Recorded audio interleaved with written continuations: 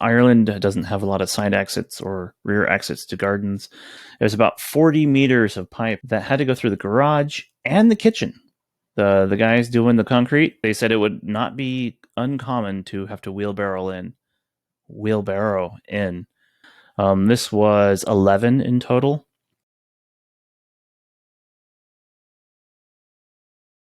The guy running the pump truck has this cool remote. He just hits start, stop, and it starts pumping, then stops pumping.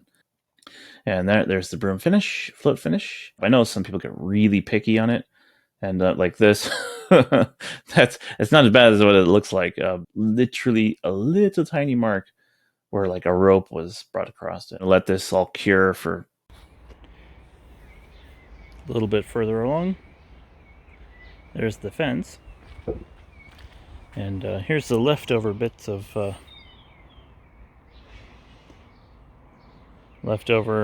paving slabs, upcycled from our patio removal.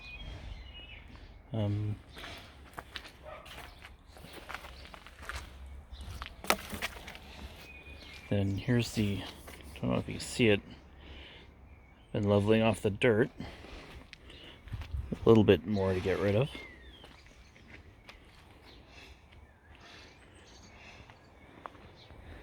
And this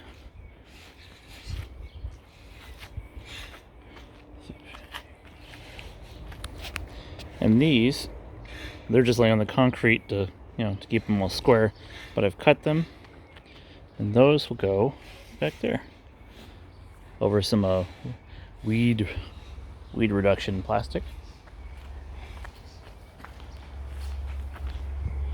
There's the leftover bits.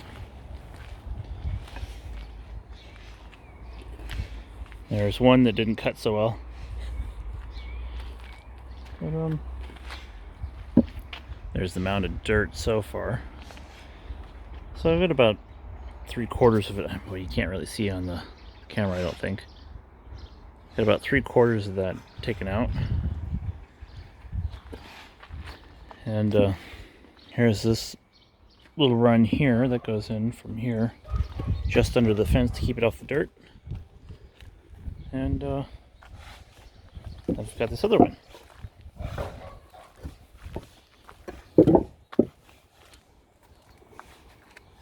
So I've shaped those to where they'll drop right in here. Yeah, it's coming right along.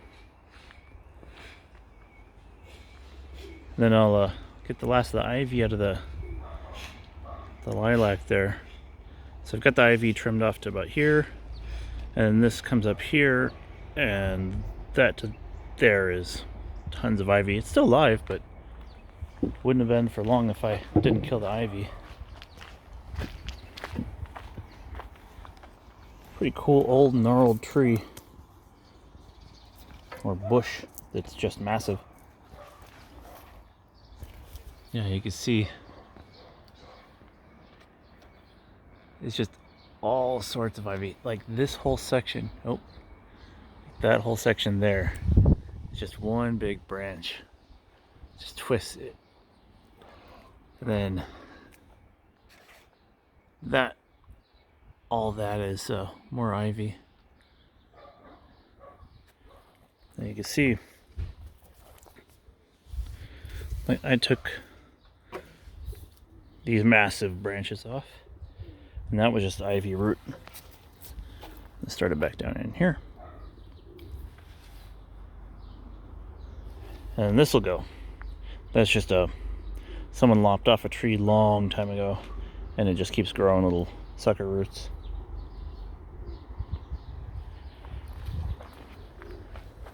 What is it?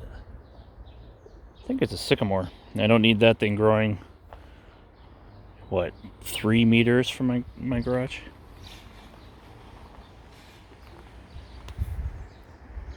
Two weeks before doing anything heavy on it. Then I'm gonna go put paving slabs back here. Oh yeah, I gotta get rid of some extra dirt there. You can see, strip the forms, backfilled. For the next step, there is the fence. Cool. I'll pop in the video here. A little bit further along. There's the fence. And here's the leftover paving slabs, upcycled from the patio removal. Been leveling off the dirt. A little bit more to get rid of. And these, they're just laying on the concrete to, to keep them all square. But I've cut them, and those will go back there over some weed reduction plastic. There's the leftover bits. There's one that didn't cut so well. And here's this little run here that goes in from here, just under the fence to keep it off the dirt.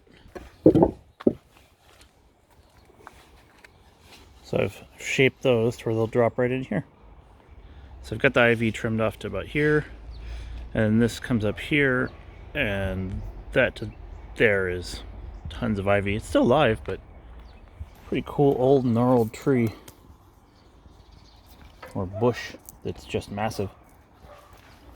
Yeah, you can see it's just all sorts of ivy. Like this whole section, that whole section there, it's just one big branch. And that was just ivy root. Let's start it back down in here. There you go. This is a very bad picture, but it kind of shows you I had 20 square meters, and this was shoehorned in next to the house. And so this fits my old Subaru and then a workshop and some other things, but that's about it. The size was good, but I had this weird pie cutout. So I was like, well, I would like to have one similar in size, but without that, it'll be nearly like a small 2-car garage. So I started looking into log cabins. Now, problem with some of them is that they're very small and not very durable. Log cabins often are set specific. They're built to order, but from a slightly different roof, where you get, instead of shingle, you can get steel, which is good, but I needed something of a variation, or stuff like this, which is, sea container, etc. It's like this, Grand Designs version of log cabins. So I found Eco. Now I flipped the image because that's the layout I wanted. This is a product they do offer, and they're willing to customize, and which was amazing. No sponsorship, just a shout out. They did initially say, due to the pandemic, it could be 2 weeks lead time extra on top of the 10 weeks, but they said, we make no promises because of the current issue with supply and huge demand with everybody working from home. So the layout I chose was something like this on a larger scale. The enclosed space is 24 square meters, as opposed to this, which was about 16. That Renault Windy is not a big car. That's about a CRX sized car. And I did like this, and I did like this, but because it's Ireland, it's rainy, windy, I wanted this back wall to extend all the way to here. So what happens with planning permission, you want to make sure you're under a certain height, you're under a certain width, length, etc. on enclosed space. So I did mine about a half meter below max, 1 square meter below max on floor space. The windows and the door are double glazed glass, which is nice. And then this is a big gate. Here's the 3D rendering. So that's what it looks like. It's another angle. So the side facing the wooden fence